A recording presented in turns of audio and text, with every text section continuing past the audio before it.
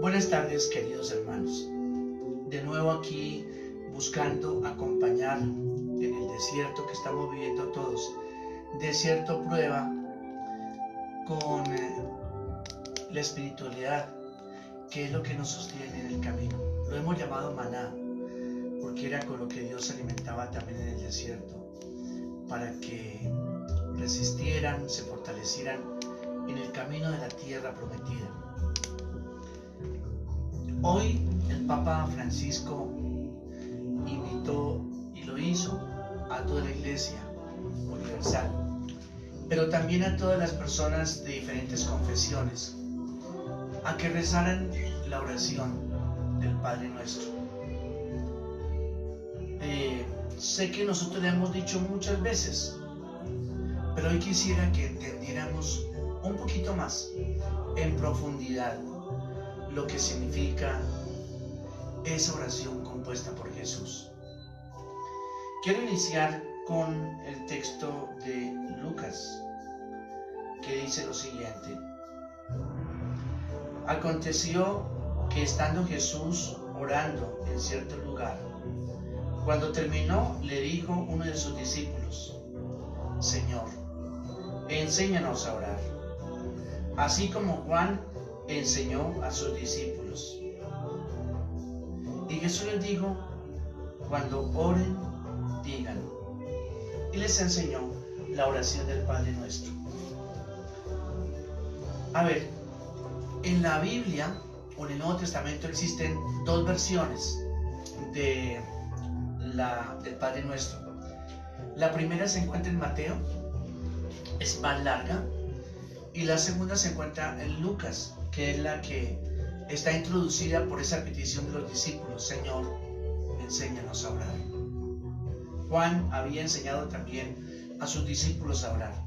Ahora los discípulos de Jesús le dicen: Señor, enséñanos a orar. Y Él les enseñó esta oración maravillosa del Padre Nuestro. Para nosotros es modelo de toda oración, la oración del Padre Nuestro.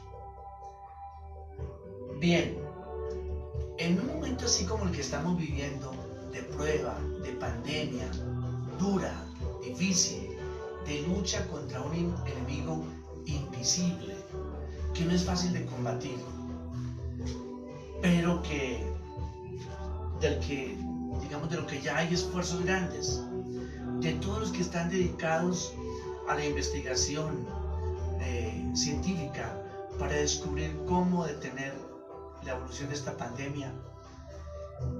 En un momento de estos, ¿de qué nos agarramos? ¿En qué ponemos nuestra confianza?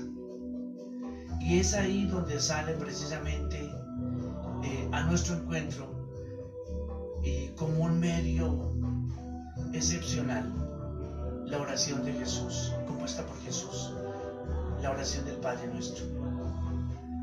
La oración comienza con la invocación Padre. Prácticamente podría uno quedarse allí, porque se trata de invocar a Dios como papá. ¿Y qué da papá? Papá da confianza y seguridad. Entonces, por eso nosotros, cristianos católicos, valoramos tanto esta oración, porque es la oración en la que yo me suelto, me abandono, confío completamente en las manos de mi papá, de mi Padre Dios. Y sobre todo me sostiene, me da seguridad. En realidad, cuando uno mira el Padre Nuestro, es una oración en la que pedimos lo que necesitamos para vivir. Lo que necesitamos para vivir. Comencemos pues con la primera invocación que aparece allí: Padre Nuestro que estás en los cielos. A ver, ¿qué comenzamos diciendo? Comenzamos diciendo: todos somos hijos e hijas de Dios. ¿Y por qué decimos de los cielos? Ahí se nos recuerda que es el Padre de todos. A quienes cubren los cielos, ellos pueden invocarlo como papá, como Padre. Es significativo que la palabra con la que se invocaba, con la que el bebé, el niño, apenas comenzaba a hablar, la palabra hebrea era precisamente Abba, Abba. A veces no se traduce en los evangelios esta expresión para respetar como el sentido original. Imaginen ustedes al niño que está allí en el corral, es decir, el bebé que está comenzando a dar sus pasos y de pronto ve que su padre pasa, o su madre, porque Dios es como un padre-madre, de pronto ve que su padre pasa y se suelta de la seguridad que le da la baranda del corral y lanza sus bracitos para abandonarse, para que papá lo alce, lo mime, lo consienta, lo levante. Ese es Dios. Y esa imagen del Abba, del Padre, del papaíto bueno, podría traducirse, parece que así mejor, ese nuestro Dios. Entonces por eso en estos tiempos de pandemia, ¿de qué nos agarramos? ¿En quién confiamos? ¿Qué nos da seguridad? Pues que estoy en las manos de mi Padre y que Él no va a permitir nada que afecte mi relación con Él, que afecte mi relación y mi comunión con Él. Entonces por esto, y que está al tanto de todo lo que me pasa, que vela, que vigila, y que está al tanto ciertamente de lo que yo vivo y lo que me pasa, de mis angustias, dificultades, ansiedades también, pero también de mis esperanzas. Bien, esa es como así comienza el Padre Nuestro. Después viene la primera de las peticiones. El Padre Nuestro tiene 7 peticiones. Santificado sea tu nombre. Ese es el primer deseo que aparece aquí en el Padre Nuestro. Un deseo que tiene que ver con que ese nombre de papá, santificado sea tu nombre, ese nombre de papito bueno, de Abba, sea reconocido. Es un deseo de que todos lo respeten, de que todos reconozcan que tienen un papá bueno, que tenemos un padre que está al tanto de todo, que tenemos un papá en quien podemos confiar y que nos da a nosotros seguridad. Entonces no estamos en manos del azar, del destino, de la casualidad. No estamos en manos del papá.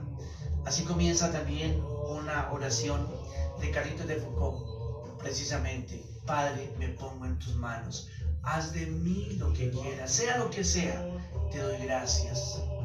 Bien, este Padre es hijo de todos, y aquí cuando decimos santificado sea tu nombre, ¿qué se nos está pidiendo a nosotros?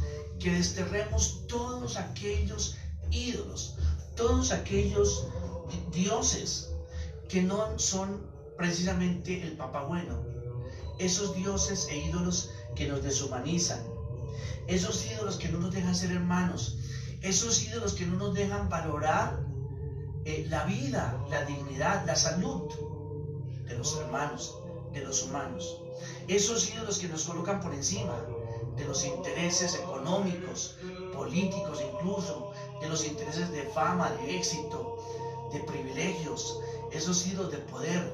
Hay que desterrar. Esos no nos dan seguridad ni confianza. Solo el papá, el Padre Dios. Entonces, eso implica la primera petición, que es un deseo que todos reconozcan y que yo también, digamos, sienta de gloria a Dios, mi papá, cuando yo reproduzco precisamente esa imagen de ser perfecto hijo de un papá que es bueno.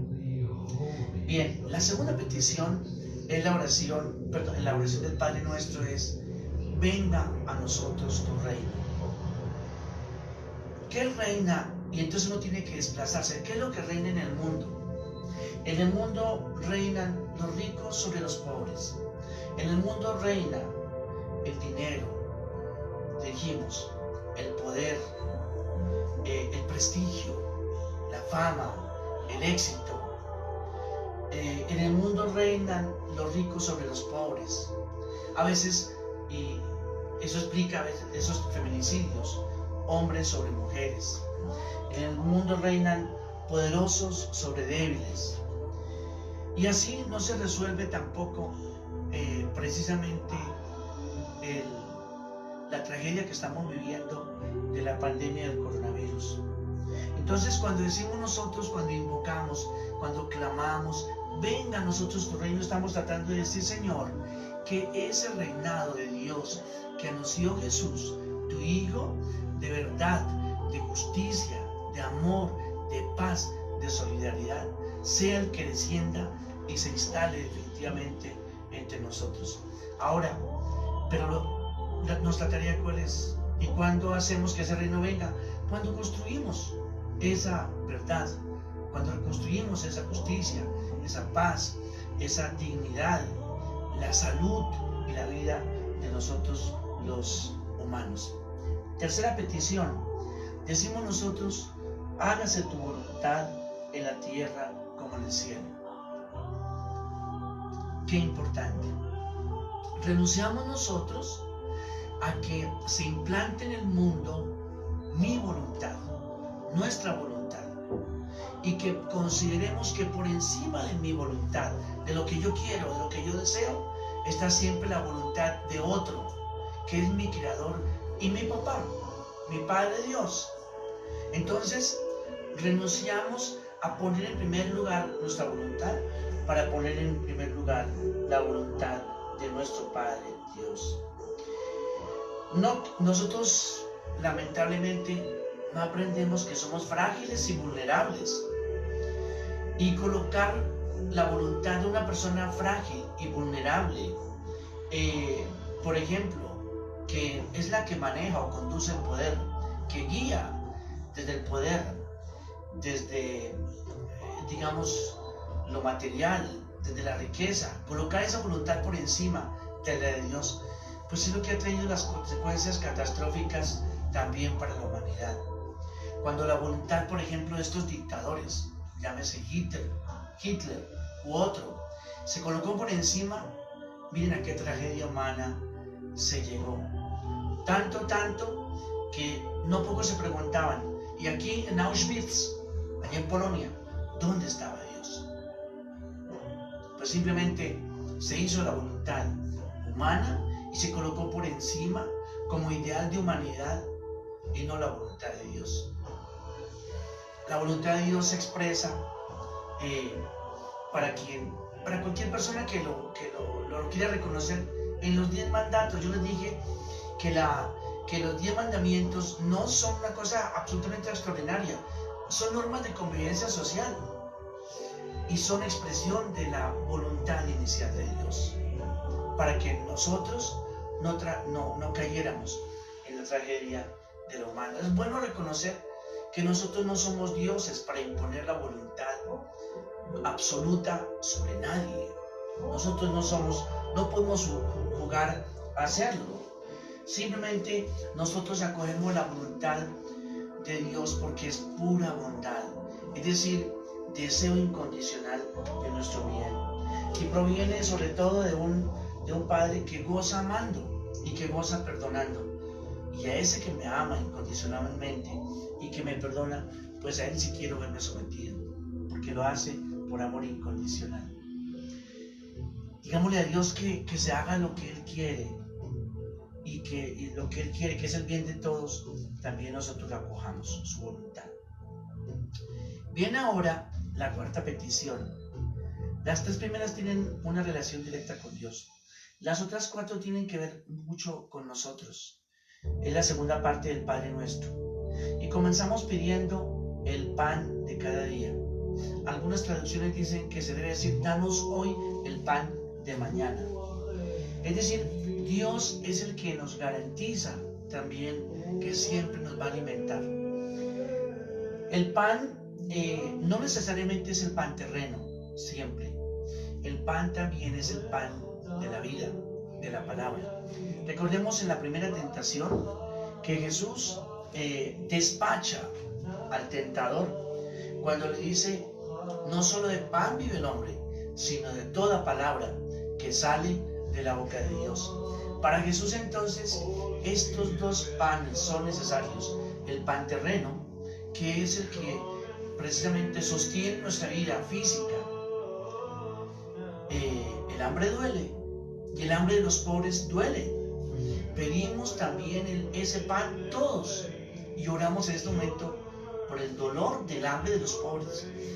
Pero también se necesita se necesita también el pan de la vida, el pan de Dios. Y ese pan de Dios para nosotros, los cristianos católicos, es Jesús. Yo soy el pan de vida. El que me come, nos hizo varias promesas ahí, tendrá vida eterna, habitaré en él, en fin, no morirá para siempre. Bueno, es decir, es el alimento que nosotros recibimos de un Dios que es providente también. Pero hay que recordar una cosa, y es que el pan en Jesús está vinculado a que la mesa se comparta, se llama la comunión de mesa, que la mesa se comparta. Y cuando muchos son excluidos de la mesa de la creación, entonces, pues aquí estamos ya fallando en entender cuando decimos, danos hoy el pan, lo pedimos, pero para abrir nuestra mesa, especialmente a los pobres y a los que no tienen. Es digamos, también de reconocer todas estas iniciativas que están saliendo. Hay gente repartiendo incluso para habitantes de calle, digamos, pan en la noche. Hay también expresiones de instituciones, de supermercados que están despojándose para abrir, diríamos así, la mesa de la creación, en la que también quepan especialmente los más desheredados, los empobrecidos. Quinta petición. Dice Jesús que estamos llamados a decir también, perdona nuestras deudas, como también nosotros perdonamos a nuestros deudores. Así era la primera traducción del Padre Nuestro, en la que aparece en Mateo, perdona nuestras deudas. Hoy nosotros lo decimos, perdona nuestras ofensas. Pero las deudas aparecen en la comunidad de Antioquía. El Evangelio de San Mateo está escrita para una comunidad en la que parece había también diferencias entre los que allí pertenecían, entre ricos y pobres, y había préstamos. Y entonces cuando el pobre no podía pagar, imploraba al hermano que tenía dinero que le perdonara su deuda. Y ese ejercicio lo pasan después también, o se pasa también en la oración, cuando se dice perdona nuestras deudas, las deudas que tenemos con Dios, de perdón también por nuestro pecado, que Dios lo haga como lo hacemos nosotros. Pues lamentablemente es lo que no hacemos. Es decir que, y ojalá en estos tiempos en los que hay como un apretón, como que haya angustia, que nos falte dinero, que no estemos buscando o haciendo la lista de los que nos deben, también para oprimirlos y apretarlos así como fuertemente el cuello, y para decir como Jesús lo propone en la parábola, págame lo que me debes. Es el momento también de condonación de deudas, y esperamos que todos aquellos que manejan el sistema financiero, por ejemplo, pero también cada uno de nosotros, es decir, a pequeño nivel, si nosotros tenemos a alguien que no puede en este momento pagar y está luchando por sobrevivir, que no lo abarquemos. Por eso tiene tanto sentido esa expresión, perdona nuestras deudas. Pero también se puede traducir perdona nuestras ofensas. Recordemos que perdonar es la condición para que Dios nos perdone, porque Jesús dice, a quien nos perdone los pecados, les serán perdonados.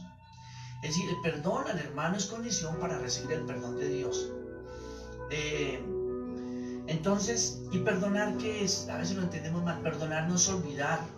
Es decir, tendría uno que resetear, formatear, no sé, la cabeza y olvidarse de todos aquellos que nos han hecho ofensa. No, perdonar no es olvidar. Perdonar es atreverse a mirar al ofensor o al victimario con ojos de amor, deseando incondicionalmente su bien. Puede ser que se reconstruya la relación y que se caminen juntos, puede ser que no, pero de todas maneras que yo no mire a mi hermano, el que me ofendió, el ofensor, el victimario, desde mi corazón habitado por el odio y con ánimos de venganza. Entonces, pero si desaparece ese virus allá del odio, del rencor, de la rabia, recuerden que una rabia cultivada se vuelve odio. ¿Y el odio qué hace? deseo que el otro muera. Cuando yo odio, deseo que el otro muera. Entonces perdonar es precisamente atreverse a mirar con ojos de amor al que nos ha ofendido. Bien, viene la sexta petición. No nos dejes caer en la tentación. Estamos por nuestra fragilidad expuestos a cometer errores, y errores que pueden arruinar la vida de los otros. En este momento uno tiene gran tentación de salir. Puede ser que no resista, digamos, el aislamiento, el retirarse, y hay gran tentación de salir. Hay tentación de mentir también, como ha sucedido, de que sospechando de que puedo ser portador del virus, sin embargo, o lo callo o no me cuido también, porque el autocuidado en este momento, el amor a sí mismo exige a sí mismo el autocuidado. Si no me cuido, pues simplemente estoy afectando a otros, estoy causando sufrimiento a otras personas. Entonces, no nos deje caer en la tentación de que por no cuidarme yo cause sufrimiento, dolor o lágrimas en los demás. Eso quisiera pedirle especialmente pues al Señor. Y por último, encontramos la petición: líbranos del mal. Cuenta la narración, se atribuye a Einstein, pero parece que, digamos, no es precisamente de él. Cuenta la narración que el profesor llega a clase y le dice que Dios no existe. Y un alumno lo refuta y le dice: profesor, yo quisiera preguntarle a usted algo. ¿Qué es el frío? Y entonces, pues, digamos que si existe el frío, que si hay frío. Y el profesor le dice: pues claro, todo lo experimentamos. Mire el hielo, mire el polo, en fin, existe el frío y todo lo hemos sentido. Y el alumno le dice: no, profesor, no existe el frío. ¿El frío qué es? Ausencia de calor. Y vuelve nuevamente el alumno a preguntar: profesor, ¿existe la luz? ¿Existe la oscuridad? Y el profesor le responde: sí, todos hemos sabido qué es una noche oscura. Y el alumno le dice: no existe la oscuridad, porque la oscuridad, ¿qué es? Ausencia de luz. No se puede, digamos, entender la oscuridad sin proyectar algo de luz. Y después entonces le pregunta: bueno, ¿y existe el mal? Pues el mal simplemente es ausencia de Dios. ¿Qué? Eso es el mal. Lo que existe realmente es Dios. Pero donde no está Dios, donde no es acogido Dios, el mal hace su aparición. Si todos tuviéramos nuestros corazones inundados de bondad, de justicia, de compasión, de clemencia, de misericordia, estaríamos llenos de Dios y el mal sería derrotado. Porque Dios no ha muerto, como lo gritaba Nietzsche, este filósofo. Pero sí es necesario dar muerte a ese Dios que hemos construido a nuestra imagen y que precisamente no es el Dios de Jesús, que es el Abba, el Padre nuestro, que es compasivo, es decir, que siente el dolor de sus hijos, que es clemente, que se inclina a donde está el hijo que sufre, como la madre frente a su hijo que llora para alzarlo y mimarlo, y el Dios misericordioso que hace algo, que interviene para acabar también o abreviar el sufrimiento de sus hijos. Bien, para terminar entonces esta explicación que hemos hecho del Padre Nuestro, para que lo oremos más conscientemente, los invito ahora a que allí nos pongamos todos en pie y abriendo nuestras manos y dirigiéndolas al cielo, oremos con las 7 peticiones, pero dándole profundidad a esa expresión: Papá, Padre Dios. Y vamos a hacerla muy despacio, muy despacio.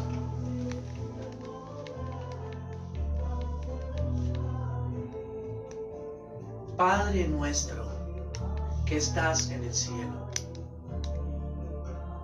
santificado sea tu nombre. Venga a nosotros tu reino. Hágase tu voluntad en la tierra como en el cielo. Danos hoy nuestro pan de cada día. perdona nuestras ofensas, como también nosotros perdonamos a los que nos ofenden. No nos dejes caer en la tentación y líbranos del mal. Amén. Que Dios los bendiga y en 4 minutos iniciamos nuestra Eucaristía. Nos vemos dentro de poco.